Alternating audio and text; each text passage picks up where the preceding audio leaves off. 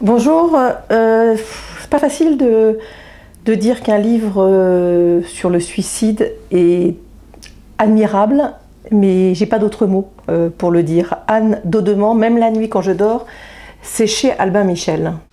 Et si je dis admirable, c'est qu'on peut pas passer à côté de ce bijou d'écriture, parce qu'en plus c'est remarquablement bien écrit, de tendresse, d'amour, de réflexion, de lucidité, de courage.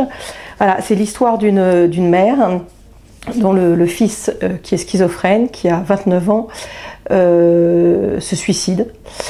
Et un peu plus d'1 an après la mort de son fils, elle écrit et elle raconte.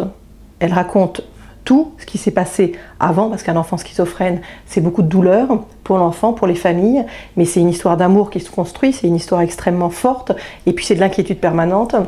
Et elle raconte le jour de la disparition de son fils, le temps qui a précédé la découverte du corps, et la suite.